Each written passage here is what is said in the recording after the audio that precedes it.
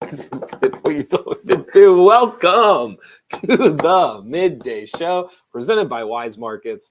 Sure to go to NorthcentralPa.com for all of your local news. Stalling for Mark. Trump NFTs, an investment. Did you invest in a Trump NFT? I should have. Not. You should have.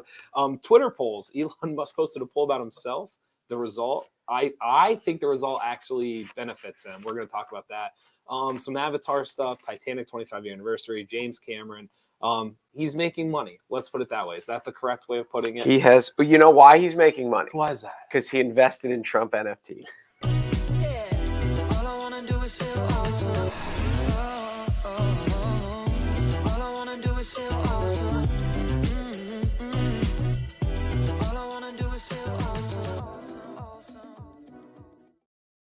Mark, how was your weekend? My weekend was okay. It's funny because I'm ready whenever you are. So you start drumming on the desk. I was like, well, I wasn't quite that ready. So, I even gave you in the extra, I think, probably 5 minutes or so. Yes, that's pretty well, here's funny. the worst part for you is the thing I wanted to talk about first is the Trump NFT stuff. And that one is kind of your baby because we know what a fan you are. Well, I just saw it. And it's the whole. This is the thing that I don't get about society and Trump. Whether you're Republican or Democrat, obviously you have your bent prior to, and Trump just kind of exacerbated it. If you're a Republican, you became more of a conservative. If you were a Democrat, you became more of a liberal. But his like character in society and in American history is just fascinating to me. Mm-hmm. We've talked multiple times here of we think why he won was. Part of the reason why he won was because America's so fed up with the political machine. Sure. And that because he was an outsider, mm-hmm. that there was this belief that he wasn't going to be beholden to the politics of the world. Sure. And that is a statement on our society and it just happened to be him. It could have been we've seen it before. We saw when Schwarzenegger won in the governor of California. We saw Jesse the Body Ventura won governor of Minnesota. Mm-hmm. It could have been another celebrity. Names were thrown around like Mark Cuban running before and mm-hmm. things like that. So, but and now that this he is certainly embattled at this point, to say the least. Mm-hmm. His stock within the party is being questioned. He's in the news for legal stuff every day, but they throw this NFT out. And what did I say? If you'd invested $1,000 on Thursday, it's worth $5,700 today. Yeah. And it's not, it's not a crypto jump. Like you can't retire off of it. Sure. But it's a 477% increase in 2 days. And and in today's economy right now, it is hard to find a 477% It is hard. Increase. It is hard. Yes. Where you would have got a 470, your odds would have been plus 477 if you would have taken the Vikings when they were down 33 nothing, probably higher than that. I've been saying to you, because we were on the NFT stuff a year and a half, 2 years ago, and I was telling you about it. I think what's really fascinating about the Trump one, because there's NFTs everywhere, right? Like everywhere.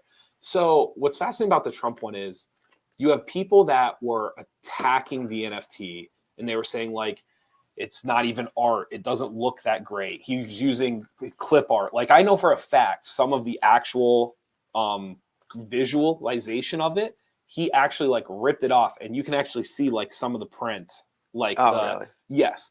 Okay. But again, it amazes me what some people see and what some people completely miss.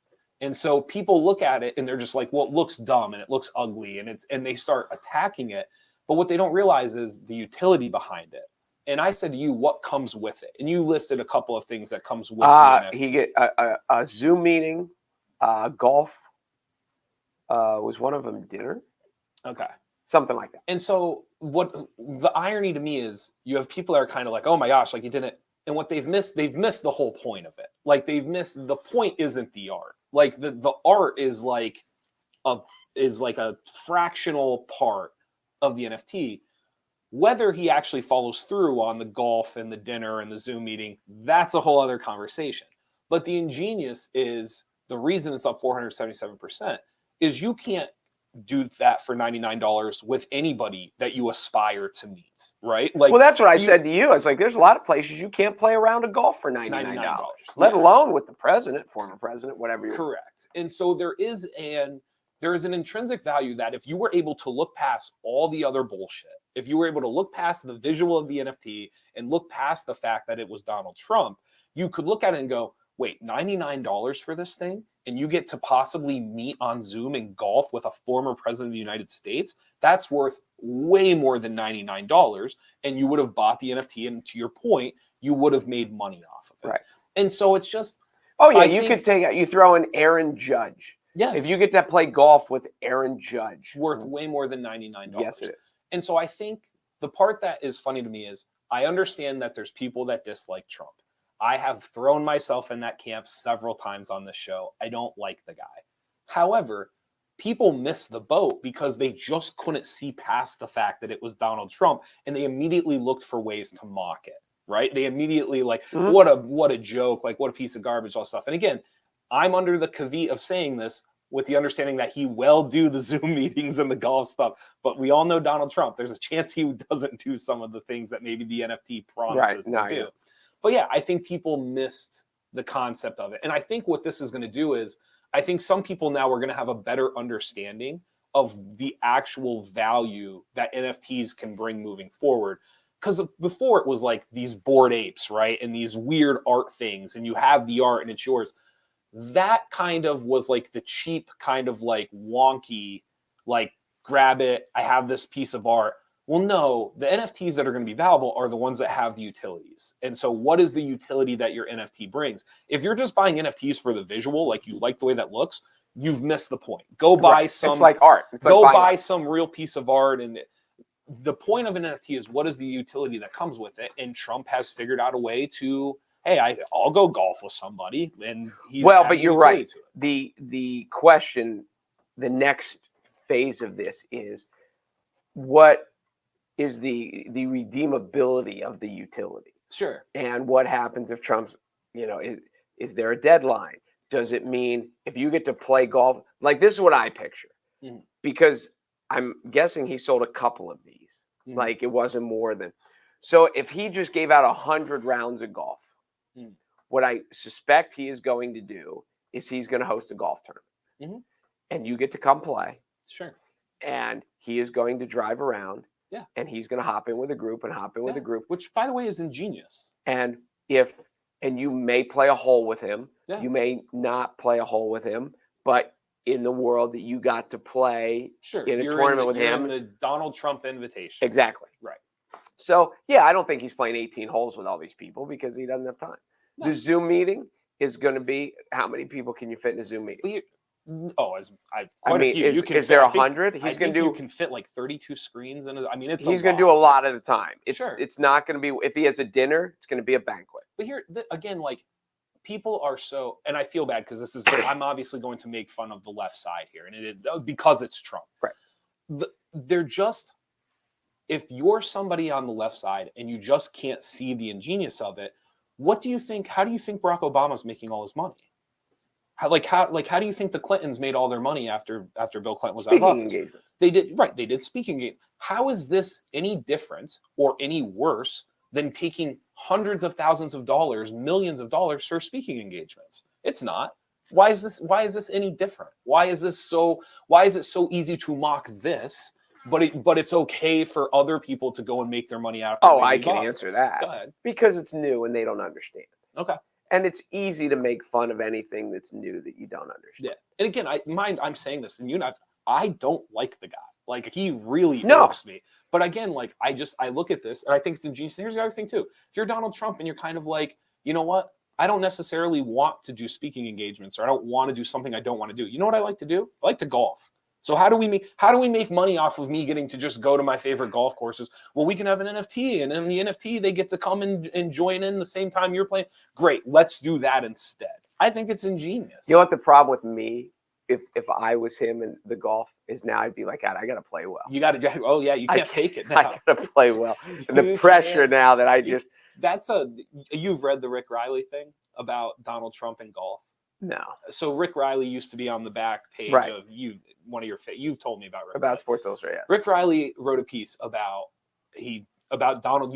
All you need to know about Donald Trump is golfing with Donald Trump, because essentially, like, the score is never the actual score, and the game is never really played the right way, and so he said, like, if you really want to know who Donald Trump is, you go golfing with Donald Trump. So you're right. Like, it will be interesting if he has to really golf in front of these people. Arnold Palmer said he would never do a business deal with a person until he played around a golf with them, to see how they play golf. Yeah. I saw another, this was a commencement speaker, and I think he was a comedian, actor. He was some sort of performer. And he said he would never, I say do a deal, whether it was with a promoter or with a whatever. He said they would go to dinner and he would watch how they treated the wait staff. Sure. And there are those. So it's not just, yes. I've told you, I broke up with a girl because the way her family treated away staff. I've told you that story. You've told me that, and I don't really believe it, but I think you were looking for a way out. Why do you never give me the benefit? Because how old were you? 24, 25. If she was really hot and you really liked her, you would have tried to work with it. You'd have coached her up. I don't think so. I think I proved I wouldn't.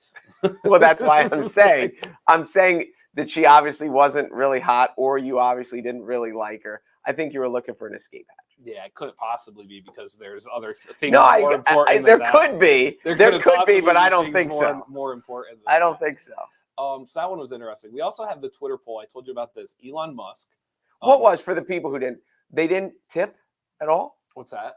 What happened? The dinner. The food came out slow, and then I guess there was some stuff missing, and then the result of that was them deciding not to tip the service, which I felt at the time wasn't the service's fault. And even if it was the service's fault, I'm just someone who believes, like, you can tip more, tip less, but, like, I just think you should tip because and this was of the way the industry works. Was this how many people were at dinner? I mean, double digits. Yeah, I was a big table. Yeah. And no tip. No tip. So I went back and tipped. You left the tip. I did. I went back and tipped. I'm not telling this story so that I sound great. You asked the question. No, it is a good story. I went back and tipped because, again, I just didn't think – I don't think I would have trumped their tip if they would have left one. Like, they would have left a low percentage tip. I was like, all right, like, that's your choice. The fact that they left none, and I just couldn't wrap my head around the idea, like, this was not this girl's fault. Right. Like, you don't even know what's going on back there. Like, the place is busy. Like, I don't know. It just didn't make a ton of sense to me. But that was... See, and that's, I agree with that as well. I've been at a place where we were there at lunch at work, and we had to be back, and it took really long. And by the time they brought the food, we're like, can we just get to-go containers? Because we got to go. Sure. And that's the same. The one person's like, I'm not tipping. I was like, well, you have to tip. And I understand, like, you don't in the real world. But my philosophy with that would be, then you just don't go back to the place. Sure. Or if you know that at lunchtime they're slow or they might not get you out, then you lodge it in your head and, like. My thing has, and maybe, I mean, we're going to go off on a tangent here. My thing has always been, I've never gone to eat somewhere for the service, ever. Yeah, I've never gotten Hooters? in a car. No, no, not even Hooters. I've never gotten in the car and been like, I'm going to X, not because the food is good or the environment. I'm going because their service is top notch. And so the idea then that once I get there, and now that becomes the thing I dictate whether or not I tip, it just doesn't make sense to me at all. So I don't know. I'm with you. Twitter poll. So Elon Musk has done some Twitter polls here recently. He did the one about letting people back on. He's done some other ones about terms of service and different things. His most recent one is he asked the people on Twitter, should I step down as the head of Twitter? I will abide by the results of this poll. He posted that at 6:20 on December 18th. It has now been a full cycle through. 57.5% said yes. 42.5% have said no. So based off of everything he has done with the Twitter poll so far, it looks apparent as if he will step down as the head of Twitter. Has he done a poll about the Midday Show yet? Not yet. We're Why? getting there. Well, now he can't because now he's out. Oh, he can still do Twitter polls. Why can't he do Twitter Oh, polls? that's true. He can still do Twitter polls. There's a couple of things here that I find fascinating. The first one is, think of all the people who spend tons of money on polling, like all these data companies, everything else. It is amazing that Elon Musk can get a more accurate poll on the pulse of America with the push of a button. And then 24 hours later, he has a way more accurate poll on something than any polling or data company ever could. Yeah, I would agree with that. If he posted through the midterms, if he would have said like, what do you think of X, or who do you think will, I mean, his data would have been way closer. That one Twitter poll would have been way closer to the actual feeling of America than any other company could have possibly done. I'll tell you one I heard before. Jerry told me this. You don't think so, though? I'm not sure. When it comes to voting, I think if people are going to, there are a lot of people who don't proudly come out and announce that I'm not voting for this person. Like when Biden beat Trump, there were people who on the right who would not vote for Trump again, but I don't think they thumped their chest about it and told people. Okay. The first time when Trump won, there were not people thumping their chest and saying, I'm voting for Trump, because everybody thought he was going to lose. Okay. So, but Jerry said this. But it's a Twitter poll. Sorry, I don't mean to cut you off. So you're just saying it's more anonymous? I'm not saying it's more anonymous. What I'm saying is, because it's a Twitter poll, I feel like the weight of it is not as consequential. So because of that, people are way more willing to not only vote, but display their vote as well. Maybe. Like to vote on an Elon Musk Twitter poll, it's not your actual vote. Like it's not like right. You're actually casting your vote for president or anything like that. But you look at the net that he casts when he posts that, it's of all different parts of the country. It's of all different sides. It is as public of a poll, and the simplicity. I think he gets way more people to vote into it than what you would on a caller or just like a basic exit poll. He does, but is it a balanced? I think it's more balanced than what people realize because of his status, and because it's on Twitter. It opens itself up to, it's not just people on the right or people on the left. Like if it was just his constituents, if it was just people that supported Elon Musk, poll's not 57 to 42. No. I get that. There's no way. I get it. It is interesting. It's certainly, I'm not, let's put it this way. I don't think his polling is any less accurate than the other ones. Yeah. Without a doubt. And there's no way to get perfect polling. Like it just, you can't. I agree with that. There's no perfect set. I just think you look at the amount, let's say you and I wanted to do like this 30-second thought exercise. You and I wanted to start polling data. We wanted to know something about America. I mean, we'd have to reach out to a company. They would set up a campaign. They'd be reaching out, making phone calls. They'd try to set up at like different locations across the country to catch people walking out of the mall or to catch people walking out of the gas station.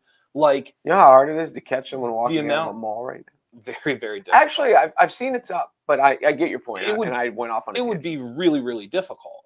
And I mean, this guy types it out in 10, 15 seconds.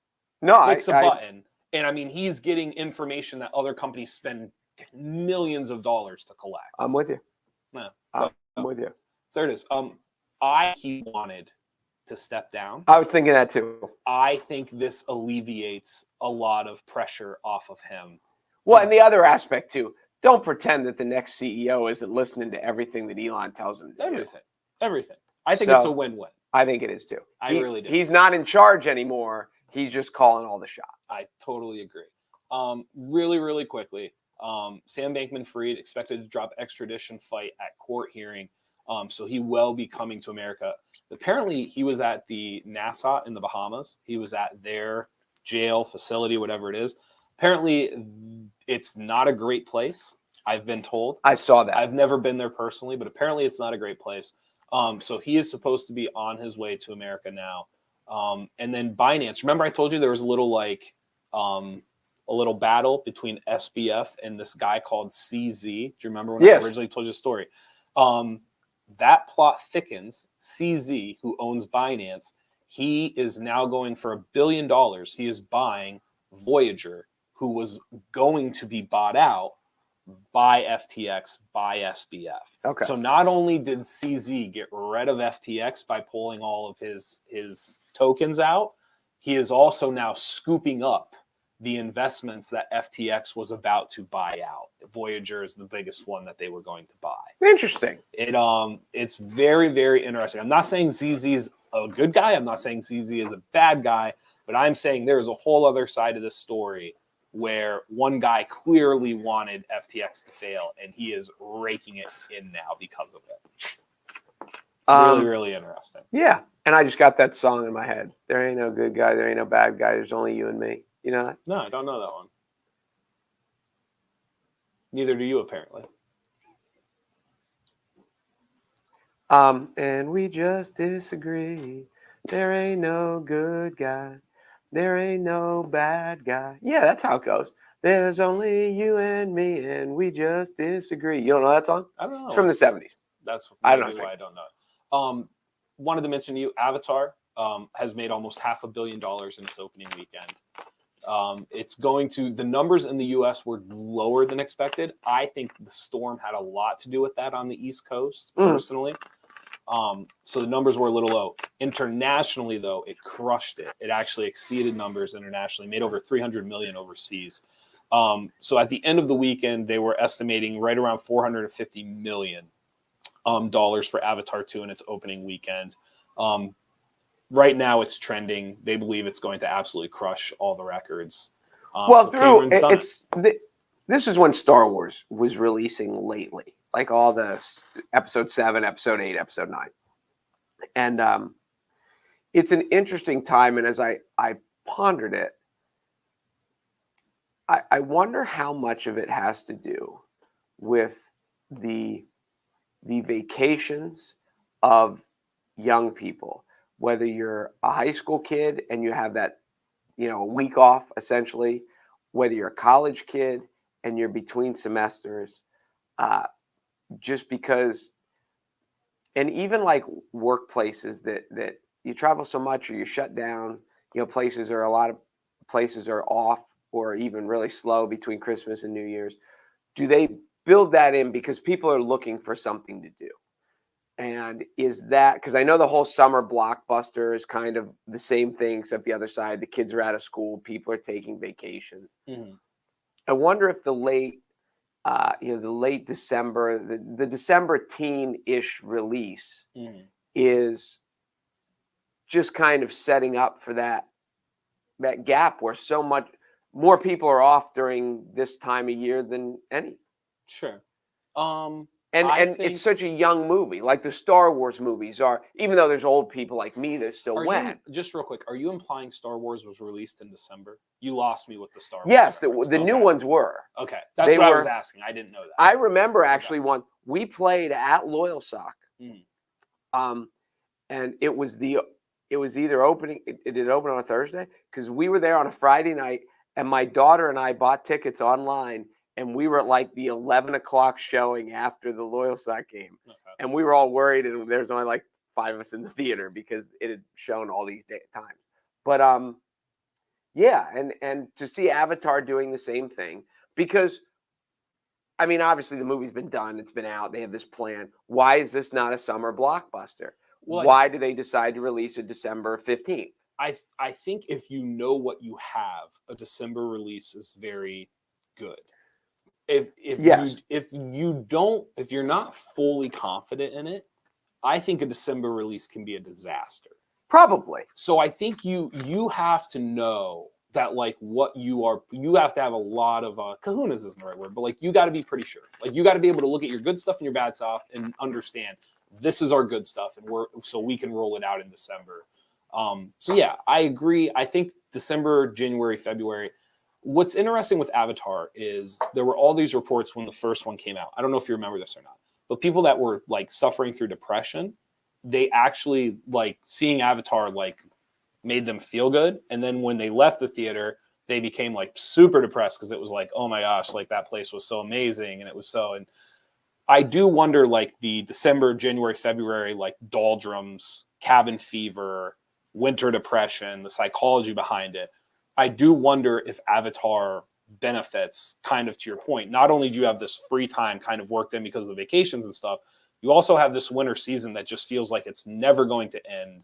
It's the doldrums. And all of a sudden, here's this movie that just kind of takes you to this place that is, I don't want to say euphoric, but for a lot of people, like Avatar was a thing. Like it was. That's interesting too, yeah. And I wonder, because of the winter season and because there's, less going on and you're homebound, do people see, like, will people see Avatar more times in the theater than they saw Top Gun or Maverick? I think it's interesting. And I just used that one because it was the last big summer one. It's a fair one to bring up. The Top Gun one for me is just kind of like you see it and you've seen it. And now, like, I don't know if I'll watch Top Gun again for a year or so. Like, right. I don't know if I have interest in except the first one, which you watch all the time. Yeah, the best comedy ever made. I think there's Avatar because of its length, because of its visual, because of its spectacle. I could see people going and seeing this movie 2, 3, 4 times if they really enjoyed it. I know there were people that saw Top Gun like 2, 3, 4 times, but those people are going to be more for Avatar than they were. That's my point. And I wonder if statistically somebody knows this. If you're going back multiple times, do you have a better chance of going back multiple times in the winter, or do you have a better chance of going back multiple times in the summer? I think if you're a kid, you have a better chance in summer. I think if you're an adult, you have a better chance of doing it. I agree. That would be my subject. The thing about Avatar 2, which is fascinating to me, it was kind of Star Wars-ish, that there was such a gap. And then but Star Wars was different because it started with a trilogy and Avatar only started with one. But it's been so long that, like, the people who loved the first one are so much older. Sure. And you've got this new generation of people.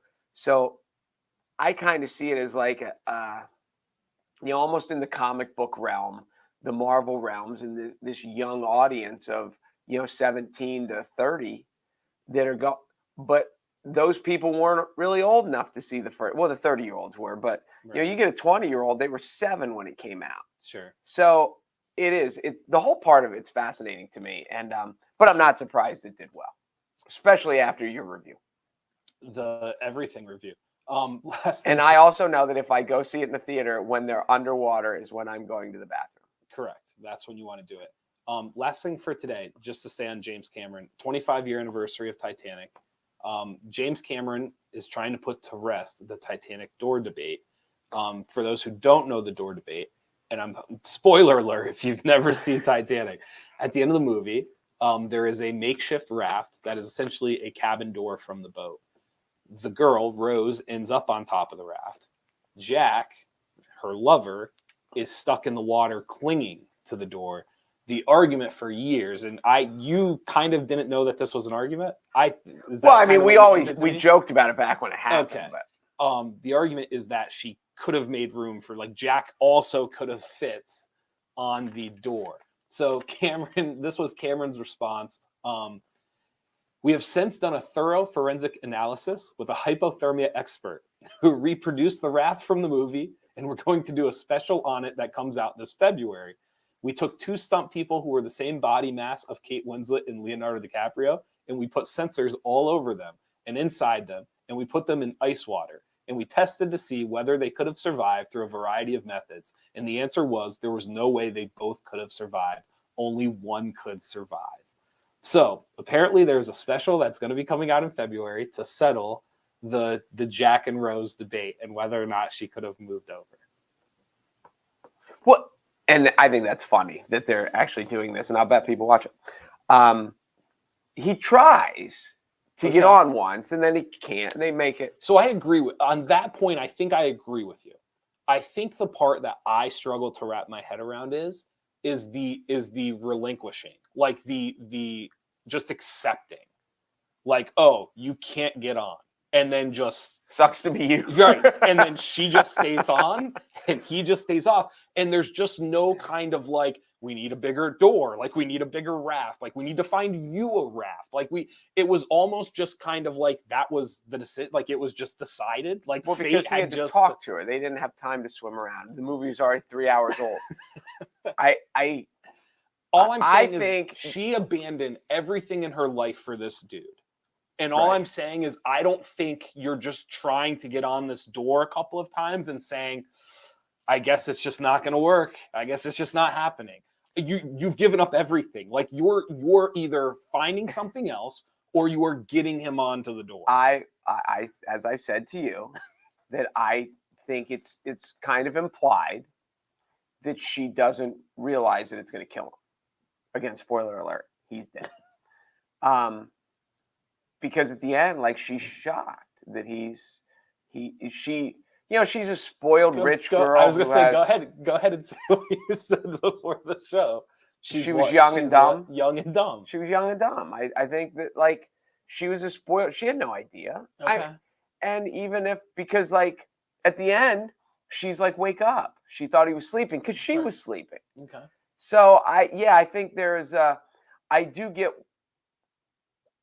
what you're saying. That they should have, but again, he needed to tell her that she was going to go on and live, and she was going to have lots of babies, and blah blah blah blah blah. And so but yes, I think young and I attribute it to young and dumb and rich and spoiled.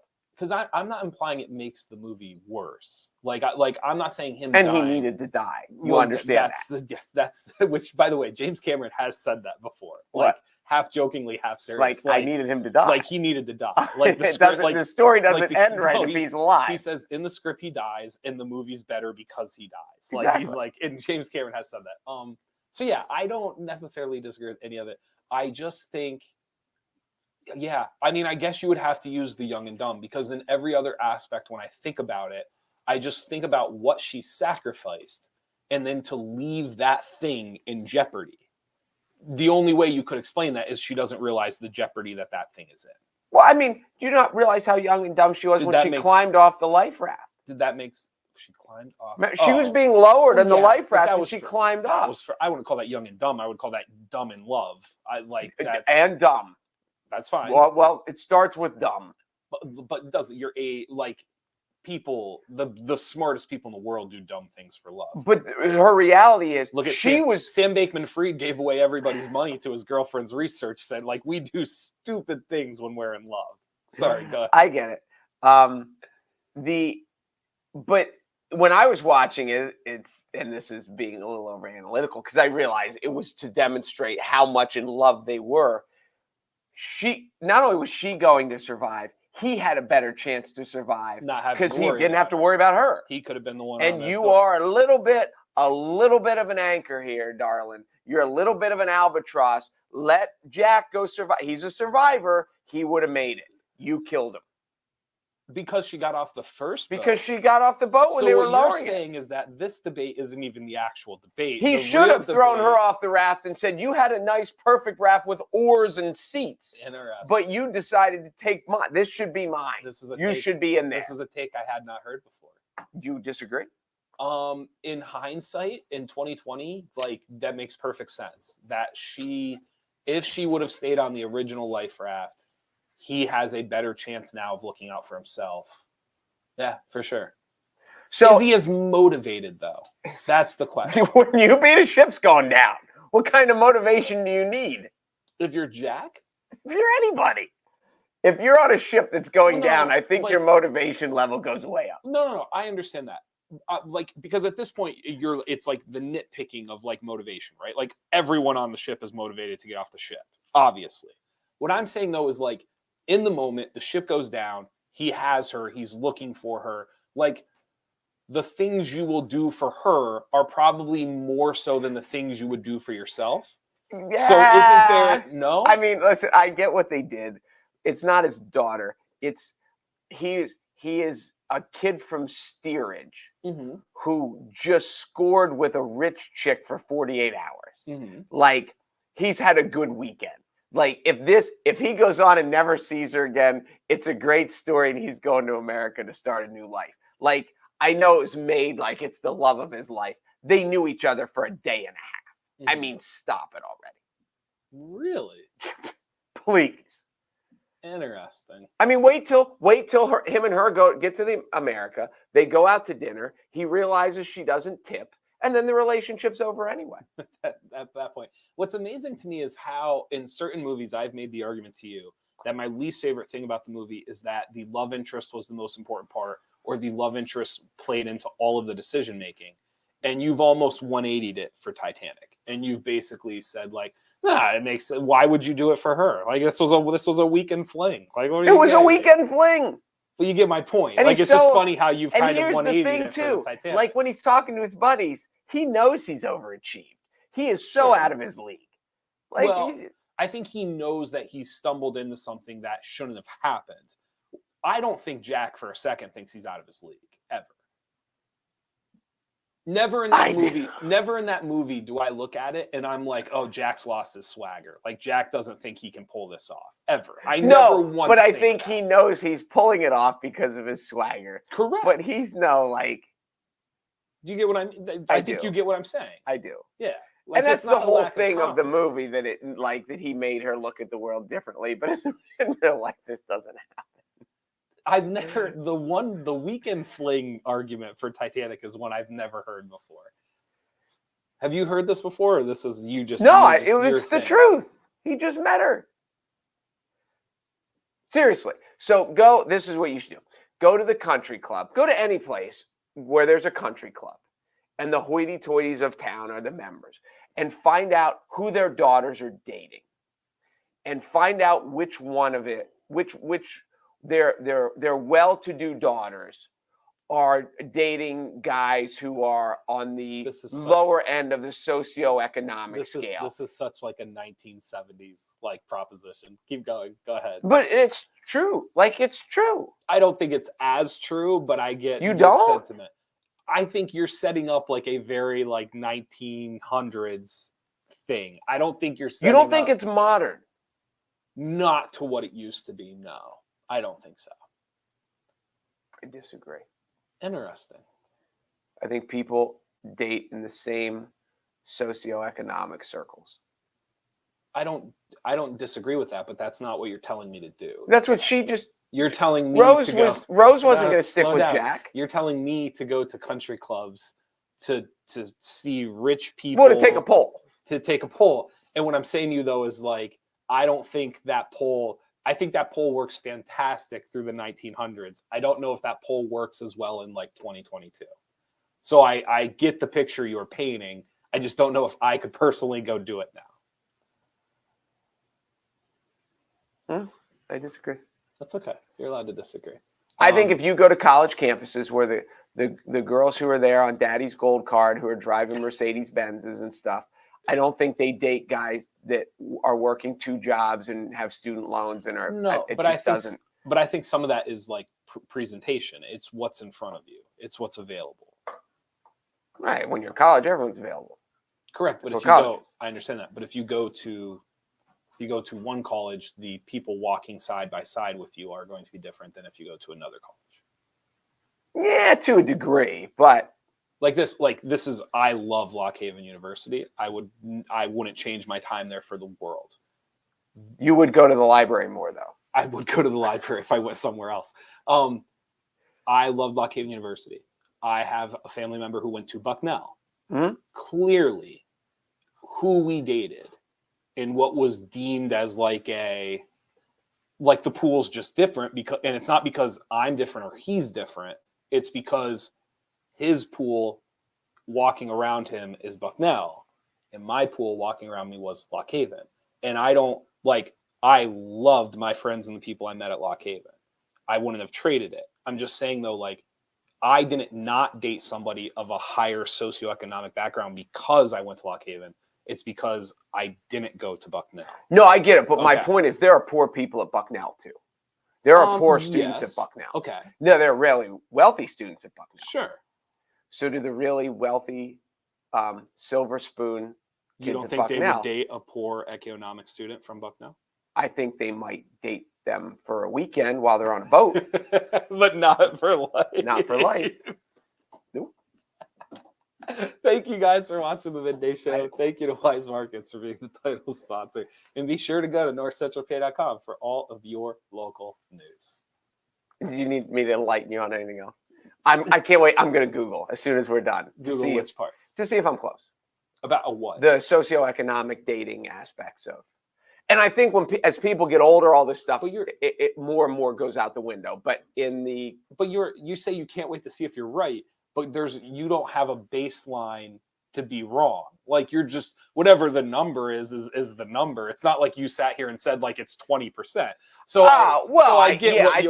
I think it's much more. Yeah, no, I'm excited for you to look it up. I don't want you to look across the room and be like, I told you. Like, I don't think you told me. Like, you didn't give me like a baseline that we were going. First of all, let me say, I need very little factual evidence for me to yell, I told you across the room. I do not need to do that. All right, I'll leave you with this. Who feels worse today, the Colts or the Patriots? I think the Patriots, because you're actually in contention and you're trying like. The Colts right now are so weird, and the new coach, and the coach wasn't around, and it's just a weird situation in Indianapolis. I think New England feels worse. Okay. If you have not seen the end of the New England game, just watch it. Just Google last play of the New England game. And also the Colts had the worst. It was the biggest comeback in NFL history, 33-point lead, and they blew it. So it was an interesting, and we had so many games on Saturday. There were 4 games already done before we even got to Sunday. Yeah. And it was the craziest Sunday you'll ever see. And we can't go very long on this. I think the NFL is fixed. No. Sorry. I think the NFL should strongly consider trying to take up more time slots. They realize the importance of college football and they won't mess with it. I wonder if that matters as much as it did 30 years ago. I don't know if that thought is as prevalent as it was. I know what you're saying. There's also a level of like less is more. The more you oversaturate. You're not adding games. Like you're not. No, but they don't. Here's the other part that just happened too with the World Cup. Is like the neat thing about the World Cup is you can almost see every single game, even though you have a life and you can't watch every game. Each game kind of gets its moments, and I think what the NFL, especially with the Saturday slate, it kind of felt like more games had their moments this past week. I don't know if I ever told you this. When they did Monday Night Football, and they were thinking of, because there was no prime time, there was no Sunday Night Football back then. It was Sunday afternoon.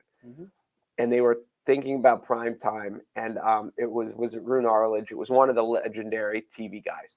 Their first suggestion was they weren't going to mess with Saturday because of college. Their first suggestion was Friday night. And whoever it was said, we need the high school football institution. If we want the product of football to be good, we need high school football to thrive. So we're not messing with Friday night, and that's why they moved it to Monday. But I think now you are you're there. The thing you were worried about getting to, you have made it. And so I don't think high school football is destroyed because you run a Friday night game. I don't think college football is destroyed because you have 2 or 3 slotted games on Saturday. I think that concept, they did a nice job at the time when it was brought up. I'm sure it was very prevalent.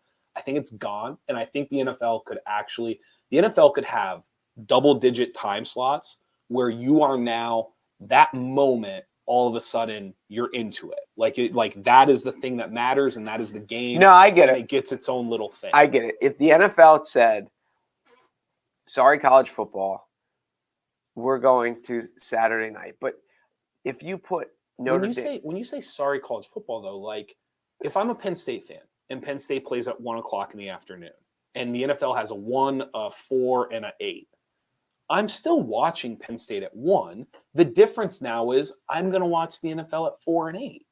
Like, Are you? You don't think so? What am I watching at 4 and 8 instead? The SEC game that's Georgia versus Tennessee. Okay, then I watch that at 4 and I watch the NFL at 8. Like you're gonna like the NFL doesn't want to put itself up against a natural rival like that.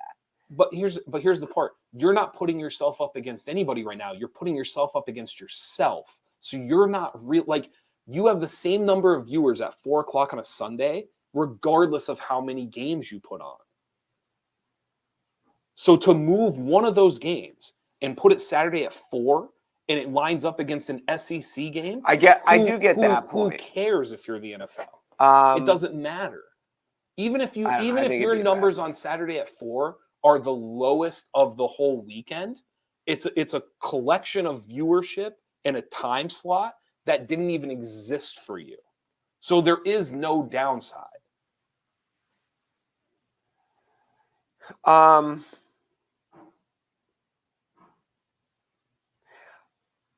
I get what you're saying from a mathematical standpoint, maybe from a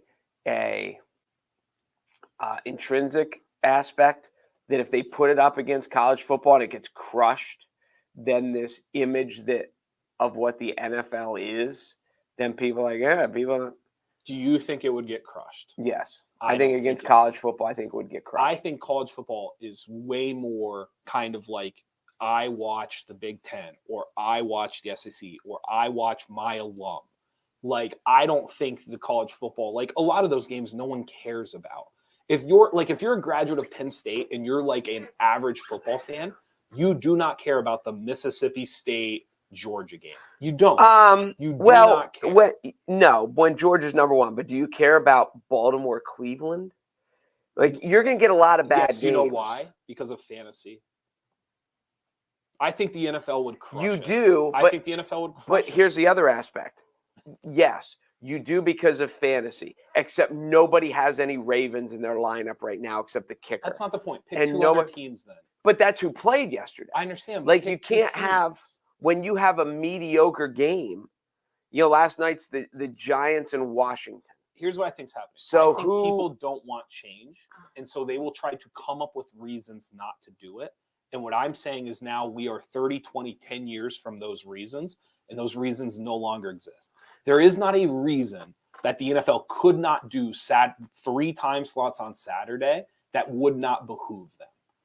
It would. I mean, people. I don't necessarily think it would behoove. I know what you mean. It's the reason why the NBA is so big on Friday night and it's not big on Saturday, because there's no college basketball on Friday night. Essentially, it's all on Saturday. It's mostly on Saturday. So the NBA is Friday, Sunday, and with a little Saturday sprinkled in, and college basketball is Saturday, Sunday, but mostly Saturday, with a little, like the Ivy League plays on Friday. There are lesser, Iona might play on Friday.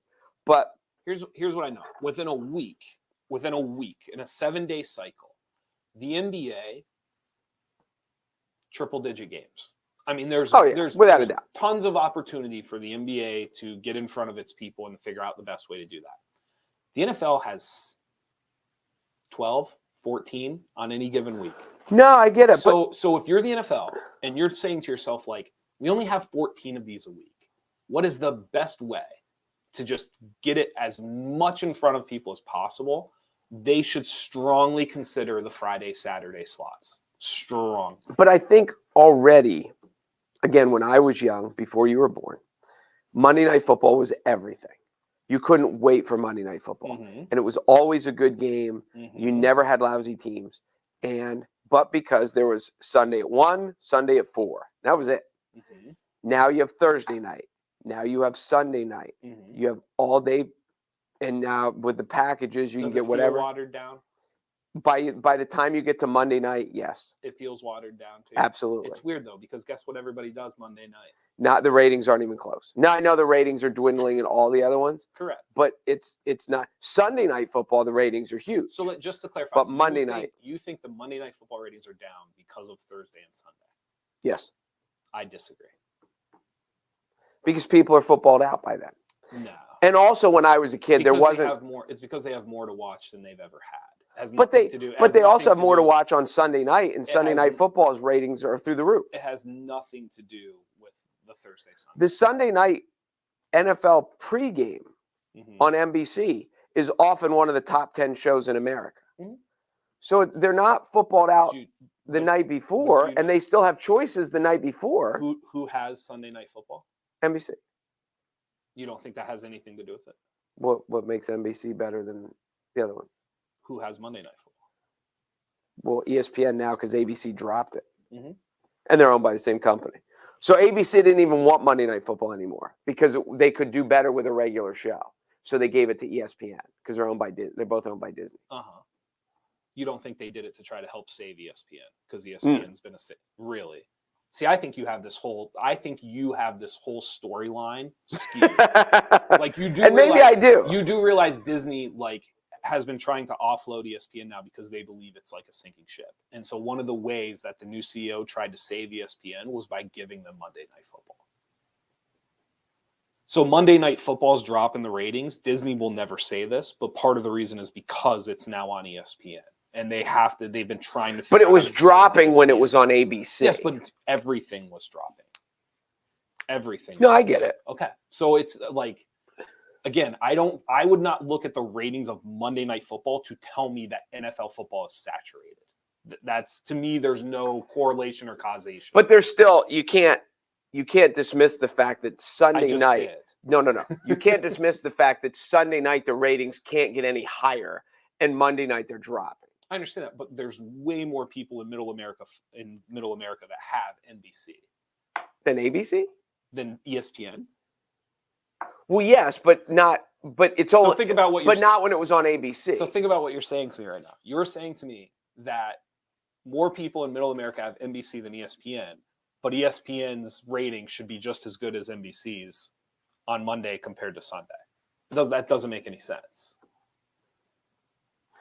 I'm saying that I think when it used to be on ABC, that the ratings were dropping, and the NBC ratings. I think that Sunday night is a better time slot for NFL football than Monday night. Well, and it didn't used to be, but it is now. I understand that. But Sunday night's a better time slot for anything than Monday night.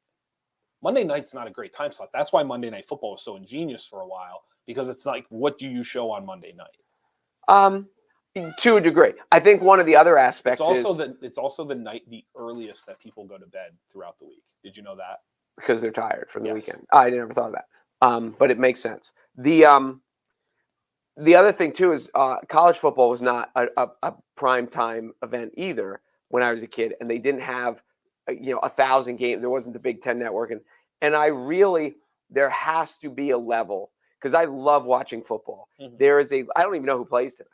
There is a level of I'm footballed out, and by the time you get to Tuesday, mm-hmm. and you're kind of like, almost like, thank God I get to watch something else. Right. So again, devil's argument, and I can't believe we fell down this rabbit hole, but you're defending it. So your argument is people are footballed out by Monday. Yes. If I walked into the NFL board and we were talking about like how to fix this, or I would be like, oh, people are footballed out by Monday, then let's show some games on Friday and Saturday before they're footballed out.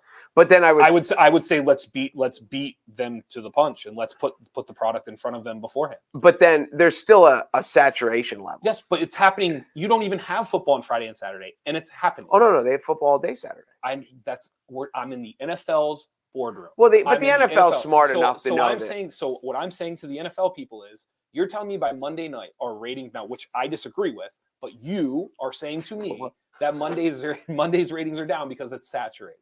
And I would walk in, and my genius idea would be like, well, then we need to put it out sooner before people are saturated. So let's make sure we get 2 or 3 games out Friday and Saturday so that people are checking it out before they are saturated on Monday night. So either way, moving it to Friday, Saturday. But see, I think people think it's a bad plan because they're so ingrained of like, this is Saturday is college football, and Sunday is NFL, and Monday night and Thursday night. And it's like, okay, but like right now you have a product where you can only have 12 or 14 slots, and you're really only showing football. But I think 4 or 5 I think the NFL again is humble enough to know that there are people. You think the NFL is humble? Yes, they love Penn State. They love Notre Dame. Yeah, they love University of Texas, and they don't want to put the two aren't correlated. Yes, they don't want to put Penn State up against an Eagles game because the people who love them both can't watch them. But they don't have to do that. But like they you're will. you're telling me that the NCAA and the NFL can't cooperate and say, if Penn State has a 1 o'clock game on Saturday, the Eagles cannot play at 1 o'clock on Saturday. You're telling me that it is impossible for the NCAA and the NFL to work that out. Well, yes, because It's in the not. state of Texas, where Cowboys fans are root for Texas and Texas A&M and Baylor and all these, you can't schedule, if the Cowboys played on a Saturday, you can't possibly schedule all the. Then you put the Cowboys on a Friday night. So now the Cowboys never play on Saturday, and you have. But you could, so the Cowboys play on Thursday and they play on Sunday, and then maybe they play on a Friday and then they play on Monday. Like, there's ways to work around this. That's the point I'm making. The only reason that this isn't happening is because people are ingrained in what is like the way to do it. And what I'm sitting here and saying is like the NFL at some point is going to look around and go, we have to keep growing. We have to keep showing growth. And I'm saying the next step is they're going to have to decide, where are the extra time slots? How do we find an extra slot to put our product in front of people? And I think the easiest thing to do, especially after this past, and I know there was no college football on Saturday, but I think the easiest thing to do is to pick 2 or 3 games, Friday night it, 2 or 3 time slots on Saturday, and you just roll with it. And you let the people decide. You let people decide. Here's our thing. The beauty of it is I've already decided it for them. When you walk into a bar, is there only one TV in the bar? Like there's only one game on at a bar? No, but you can't sell ratings doing it that way. Okay. So when you walk into someone's living room, you're telling me that there's not multiple TVs? You're telling me no, not most living rooms forth? are now. Most you don't think people are flipping back and forth? But you can't. You don't get. You don't think in most people's. You don't think in most people's, like in your living room, you're telling me that there isn't a game on the screen. Jimmy doesn't have one on the iPad, and he's not on his phone watching highlights. Not when he doesn't have multiple screens going when there's a game on. Not when the Eagles are playing. No, really, Jimmy doesn't have multiple screens on. Well, he's playing a game, but he's not. He doesn't have multiple. Jimmy doesn't have multiple screens. I am personally asking. Not when the Eagles are on. I mean, his phone must just be in the laundry room when the Eagles are on. He's not on his phone. Well, he's on his phone, but he's not watching a football game. What do you think's on his phone? He's not watching a football game. What do you think is on his phone? A video game? You don't think there's any other sporting event on his phone when he's on his phone? No. Really? Like if the Cowboys were playing and I wanted to, and I was a Cowboy fan, I would not. When people come over, I just don't. You would never want Penn State to go up against the Pittsburgh Steelers. No, I'm never. wrong. And you can't have Penn State go up against the Eagles either. So, and no, you're right. I had this crazy idea that people multitask in 2022 and have multiple screens. It was this absurd thing that all the people who plan this and study this agree with me. So you just keep telling them that I'm wrong. It was a bad idea. It is a bad idea. I have 3 in front of me right now. It was a bad idea for me to think. Whatever. Thank you guys for watching the Midday Show. I'm Jeff Everett. He is Mark Messina. Thank you to Weis Markets. Holidays are coming up. Who does play tonight? It's the week before. It doesn't matter. You're not going to watch it. I'm not. There's too many other things to watch. I'm Jeff Everett. Be sure to go to NorthcentralPa.com for all of your local news. Weis Markets, go. Get your shopping done. Holidays are right around the corner. He's Mark Messina. We will see you guys tomorrow. Yes, we will.